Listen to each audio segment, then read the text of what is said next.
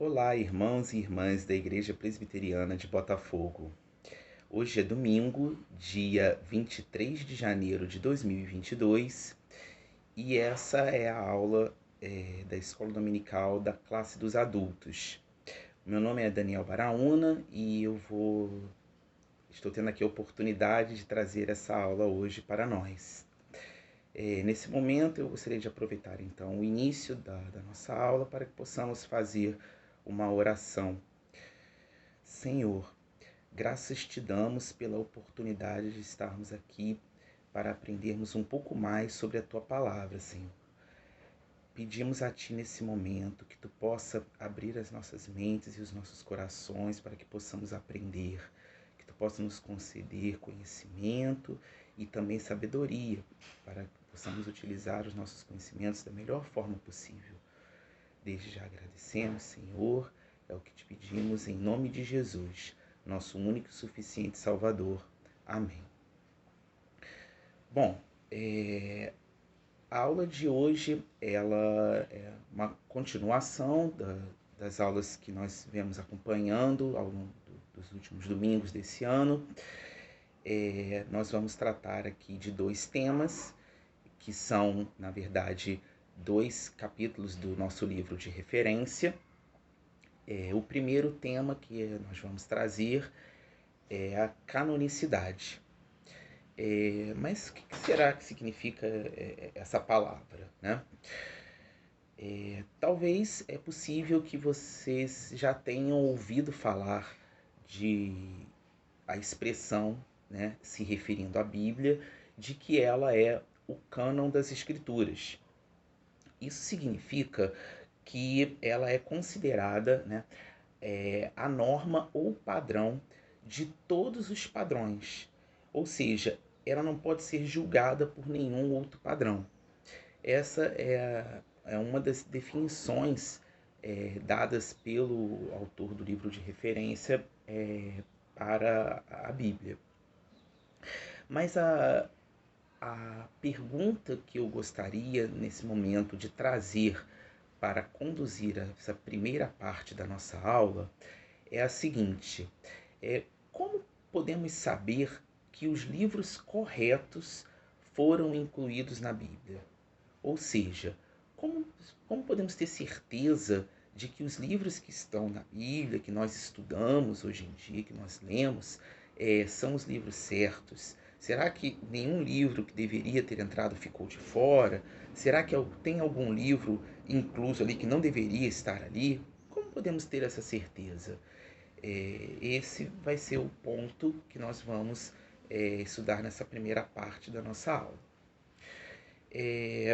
Para a gente pensar melhor sobre esse tema, eu gostaria de primeiro começar analisando o Velho Testamento. Sabemos que o Velho Testamento, ele dá provas de si mesmo, de ser a palavra de Deus. Como isso funciona? Quando nós lemos o Velho Testamento, os seus livros, nós encontramos profecias que foram dadas por Deus. Além disso, nós também encontramos no Velho Testamento trechos nos quais Deus fala diretamente, sem intermediários. E além disso, tem um outro ponto também, que a palavra do Senhor, ela se identifica em diversos momentos com a palavra dada pelo profeta. Então, essas circunstâncias, elas são provas de que a palavra de Deus, ou melhor, que o Velho Testamento é mesmo a palavra de Deus. Mas vamos entender um pouco melhor isso, tá? Vamos tentar entender um pouco melhor. Sabemos que quando nós lemos os evangelhos, nós temos a oportunidade de ver, de conhecer todo o ministério de Jesus. E durante o ministério do Senhor Jesus, nós podemos observar que ele mesmo cita que o Velho Testamento, né, o que ele às vezes chama de escrituras, né, é, é realmente a palavra de Deus. Então, não poderíamos ter uma comprovação melhor do que a do próprio Senhor Jesus, dizendo, afirmando que o Velho Testamento é a palavra de Deus. Além disso, ele mesmo se refere às Escrituras como sendo divinas. Ele se refere em diversos momentos dizendo que o que está escrito nas Escrituras são palavras divinas. Além disso, ele também identifica as palavras dos autores como sendo do próprio Deus. Então, a gente observa, quando a gente estuda os evangelhos, que o Senhor Jesus, ele cita todos os livros que estão no Velho Testamento em algum momento do seu ministério. E isso também é uma comprovação de que o Velho Testamento realmente é a palavra de Deus, e que os livros que estão lá no Velho Testamento foram os livros corretos, porque teve a chancela do próprio Senhor Jesus. E não só dele. Quando nós continuamos lendo o Novo Testamento, nós encontramos os testemunhos dos apóstolos. Desses testemunhos, a gente observa que eles mesmos identificaram que o que diz a Escritura é o próprio Deus quem diz. Eles também confirmaram isso, não apenas Jesus. Sabemos também que o Evangelho, né, os evangelhos que estão no Novo Testamento, eles são baseados na Escritura e eles são provados com citações dela. Então, tudo isso comprova que os livros que estão no Velho Testamento realmente são os livros corretos. Mas e os livros do Novo Testamento? Como podemos ter essa certeza de que os livros que estão lá também são os corretos? Ao longo dos anos, a Igreja Primitiva ela aplicou um teste de 3 critérios para comprovar para selecionar, né, os livros que deveriam estar formando o cânon do Novo Testamento. O primeiro teste que foi utilizado foi a origem apostólica do livro. O que isso quer dizer? O que isso significa?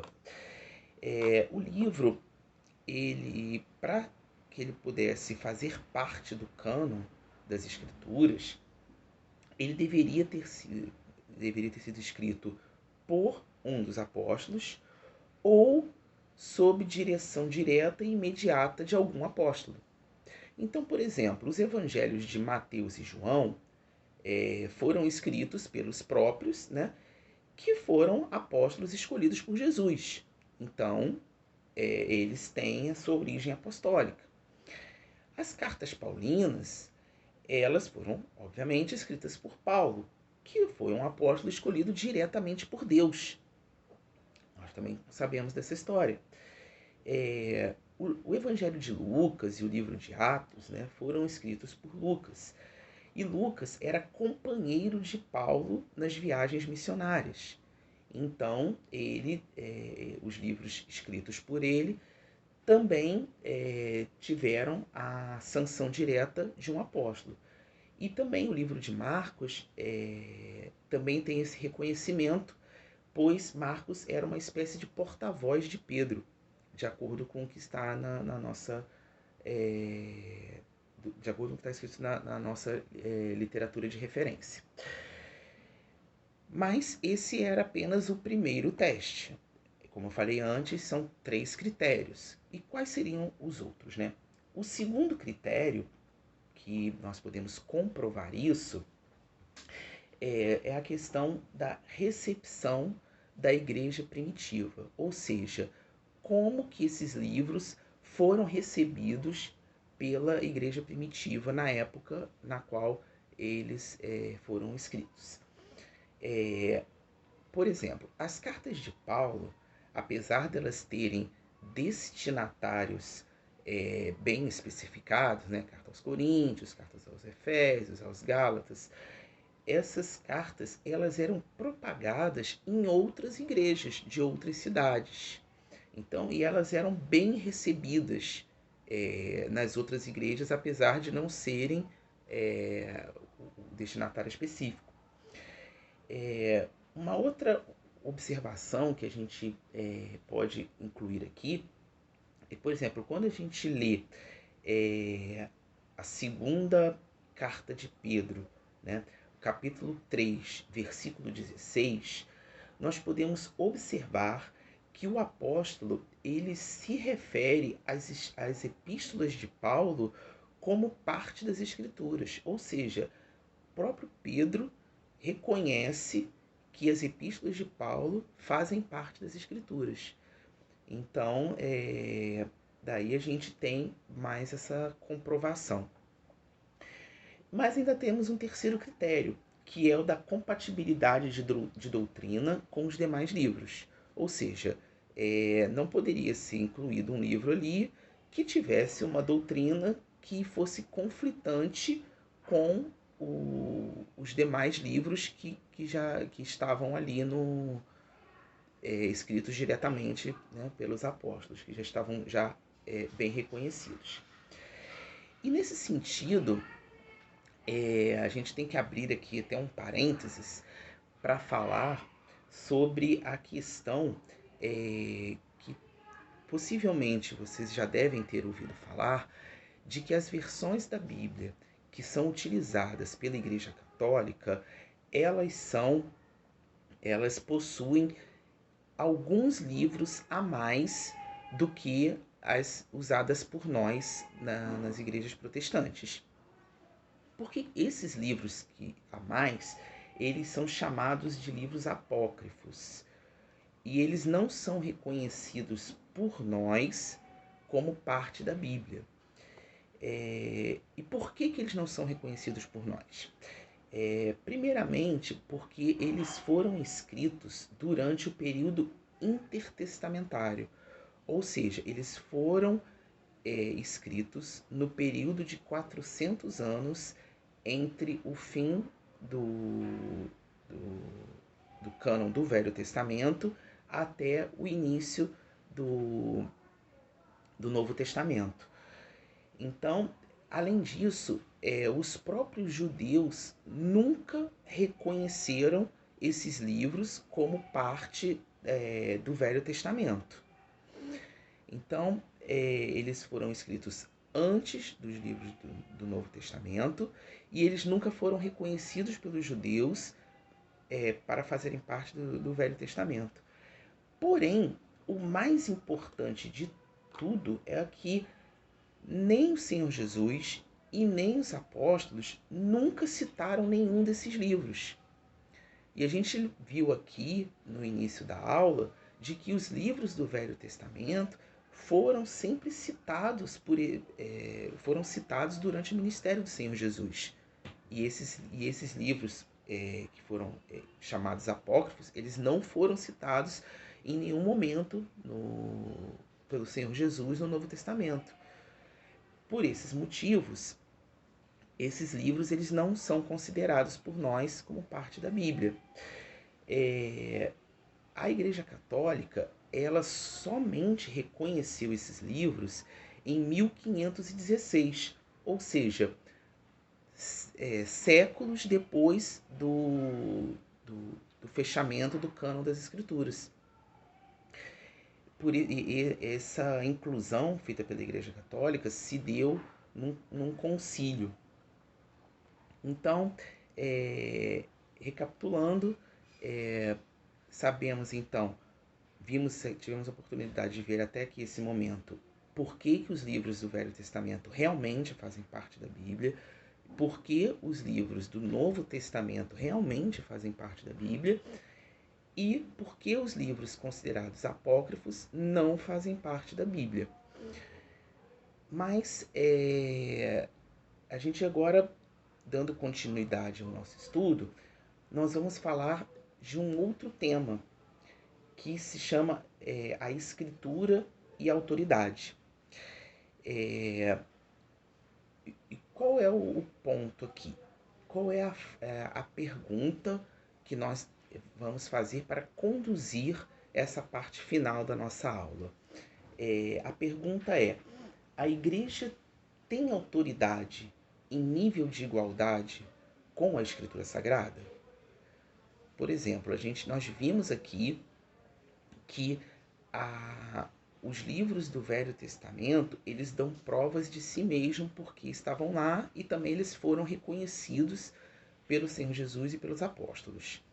Vimos aqui os critérios utilizados para a inclusão, né, e seleção dos livros do Novo Testamento, como isso foi feito. E vimos também que a Igreja Católica incluiu séculos depois alguns livros na Bíblia. Então, o que acontece? Por que a Igreja Católica fez isso, né? A Igreja Católica Romana, ela segue a teoria chamada de teoria da fonte dupla. Ou seja, ela entende que a autoridade da Bíblia estaria sujeita à autoridade da Igreja. Ela afirma que Deus delegou essa autoridade para a Igreja quando nós lemos lá no livro de Mateus, capítulo 16, versículo 18, o seguinte trecho, né? Também o seguinte trecho pronunciado pelo Senhor Jesus no seu ministério, que é o seguinte: também eu te digo que tu és Pedro, e sobre esta pedra edificarei a minha igreja. Esse é um versículo muito famoso, muito conhecido, e a Igreja Católica entende que o Senhor Jesus concedeu a Pedro toda a autoridade, inclusive até mesmo sobre a Bíblia. Sendo que, além disso, a Igreja Católica também acredita que o Papa ele é o sucessor de Pedro para exercer essa autoridade. Ou seja, a Igreja Católica reconhece que o Papa é o representante de Cristo na Terra.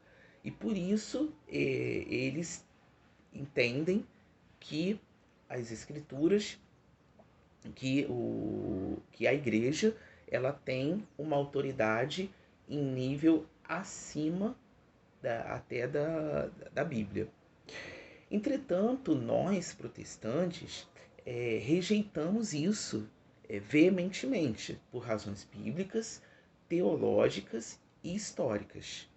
A Igreja, ela sempre estará subordinada à autoridade da Bíblia. Mas isso não significa de forma alguma que a Igreja não tem autoridade. A Igreja ela tem uma autoridade, mas essa autoridade ela é subordinada à autoridade bíblica, que é a palavra de Deus, conforme nós vimos no início da aula. Bom, essa foi então a aula de hoje. Eu espero que tenha sido proveitosa para todos vocês. Domingo que vem teremos aqui um outro professor que dará continuidade aos nossos estudos. Até lá, uma ótima semana a todos e obrigado. Um abraço a todos.